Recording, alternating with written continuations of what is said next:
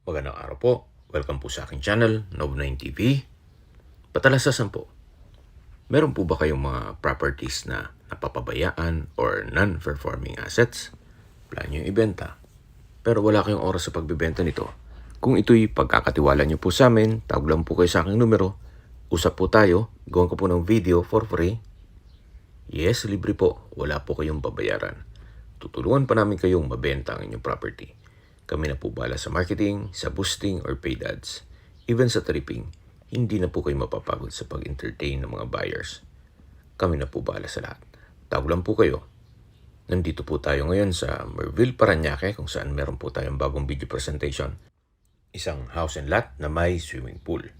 May lot area po ito na 560 square meters at may floor area na 300 square meters. Malaki pa po ang espasyo kung sakaling maglagay kayo ng garden. At ang bahay po ay meron pong 3 bedrooms at 2 toilet and bath. Meron din pong maid's room with own toilet and bath. At meron pong 2 covered carport o car garage. Ito po yung covered lanai na napakalaki po ng espasyo. Dito po sa gilid ay meron pong maliit na steel gate. At meron pong ceiling fan. Then may mga garden set dito. At meron pong sliding glass door na papasok dito sa main house. So ito po yung living area. Then meron pong ceiling fan. Naka-rafter type design ang ceiling. Meron pong customized windows. Marble flooring. Then wooden design ng wall. Napakaaliwalas po. At gaya po ng nasabi ko sa inyo, yan pong mga furnishings ay kasama po yan. Except sa mga personal na gamit ni owner. Ito pong ceiling ay may mga pin lamps na rin. Then, ito naman po yung main door kung saan solid wood po yan. May access papunta sa garahe. Then, dito naman po yung dining area. May chandelier. Then, naka-marble flooring din po. Ang kagandahan po dito, wala siyang partition, kaya napakaliwalas.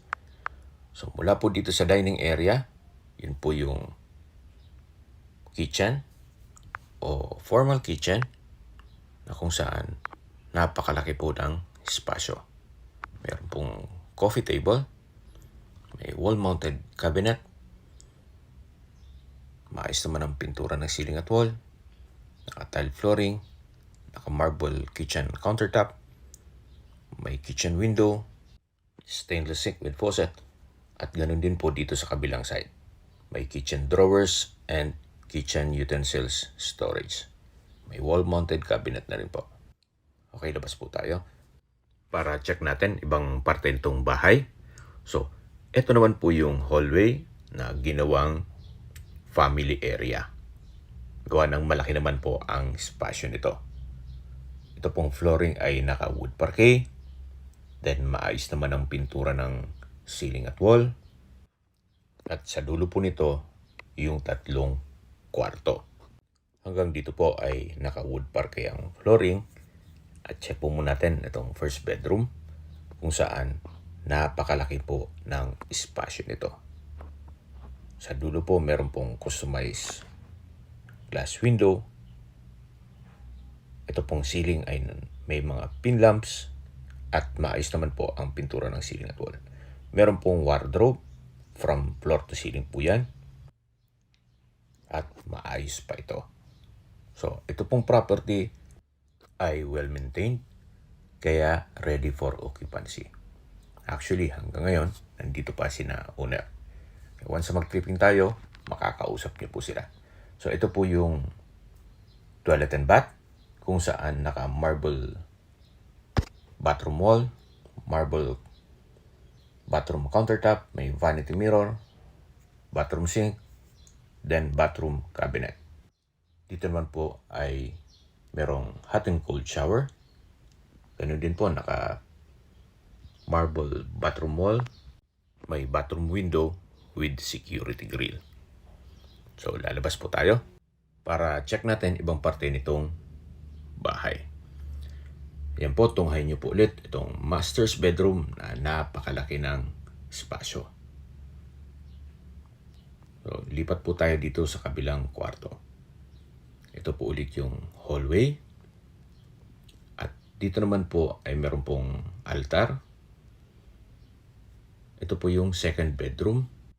Naka-wood parquet ang flooring. Meron pong customized glass window. Then itong ceiling may pin lamps. At maayos naman ang pintura ng ceiling at wall. Sa espasyo, napakalaki po ng espasyo nito. At dito naman po yung from floor to ceiling na wardrobe. May dresser and drawer. May malaking vanity mirror. Mapapansin nyo po, wala po kayong ipapagawa dito. Napakaayos po. Gaya ng sabi ko sa inyo kanina, ito'y well-maintained at ready for occupancy. So, lipat po tayo dito sa third bedroom. Ganun din po, napakalaki ng espasyo. May customized glass window. Meron din pong from floor to ceiling na wardrobe. May dresser and drawer with vanity mirror. Naka-wood parquet ang flooring. Then maayos ang pintura ng ceiling at wall. Dito naman po yung common toilet and bath. Maayos naman ang toilet fixtures. May vanity mirror, bathroom sink, water closet. At dito naman po yung hot and cold shower. Meron din pong bathroom window with security grill. At naka-tiled bathroom wall na rin po ito. Meron din pong towel holder. So, labas po tayo. Mula po dito sa mga kwarto, ito naman po yung hallway o family area. Na way naman to papunta sa dining at living area. Tunghayan nyo po ulit tong napakaaliwalas.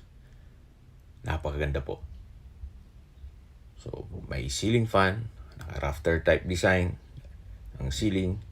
At dito naman po yung covered car garage o carport. Nakakasya ang dalawang SUV. At yan po yung main gate. Nakabakod na rin po ang buong property. Meron pong steel gate dito na may access sa laundry or service area.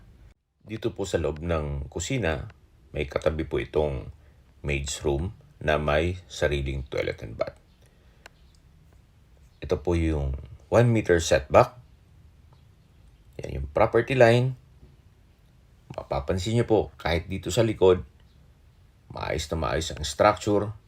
Meron din pong water tank in case ng water shortage. Dito naman po ay merong 2 meter setback na may pocket garden. Pag diniretso nyo po ito, ay papunta na sa swimming pool. Sa mga nag-skip po ng video, summarize ko lang po. Ang lot area po nitong property ay 560 square meters. Ang floor area is 300 square meters. Ito po ay titulado, buhay po ang may-ari. Kaya wala po kayong magiging problema sa documentation or sa transfer ng title. Nasa loob po ito ng isang exclusive subdivision na meron pong 24 hours roofing guards at mga amenities. Sa distance, location at travel time portion na po tayo. Mula po sa C5 link na may access going to Taguig, BGC, Pasig, Quezon City at Manila. Ang distance is 1.5 kilometers at ang travel time is 5 minutes. Mula naman po sa Merville Public Market, ang distance is 1.4 kilometers at ang travel time is 5 minutes. Mula naman po sa airport, ang distance is 6.5 kilometers at ang travel time is 20 minutes kasama ng traffic. Kung manggagaling naman po sa MOA, ang distance is 11 kilometers at ang travel time is 46 minutes. Mula naman po sa Makati Medical Center or sa Business District ng Makati, ang distance is 9.1 kilometers at ang travel time is 35 minutes. Yan po yung dapat nyo i-consider sa paghanap ng property, yung meron pong malapit na hospital. Hindi ko naman po sinasabing sakitin kayo, yan naman po for emergency purpose lang naman. At meron din pong malapit na hospital sa Doña Soledad.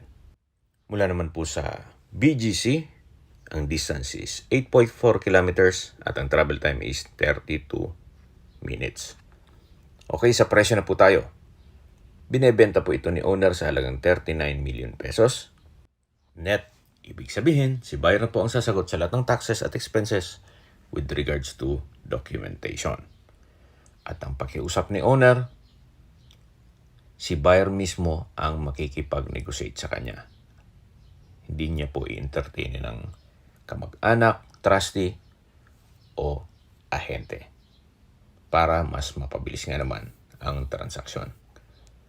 Kung may mga katanungan po kayo or gusto magpasat ng tripping dito sa property ito, tawag lang po kayo sa aking numero.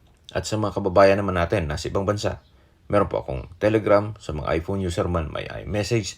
Meron din pong Imo, Skype, Viber at WhatsApp. Same number lang po, 0917-316-3399. Sa mga nagtatanong naman po ng aming Facebook, meron po aming Facebook page na Love9 TV at Facebook Reels video. Makisuyo po, pakilike and follow na lang. Meron din po kami ibang YouTube channel na The Love9 TV channel at AC Listings. Sana po naibigyan yung aming video presentation. Pakilike and subscribe na lang po sa aking channel para ma-update din po kayo sa aking future listings. Kung sakali po hanap niyo mas malaking sukat ng lupa, meron din po kami ibang listings na pwede niyong pagpilian. Huwag po kayong mag-atubiling tumawag sa amin, then let us know your budget para malaman namin kung anong property pwede namin i-alok sa inyo. Sa lahat pong viewer, subscriber at nagtiwala sa amin, salamat po sa suporta.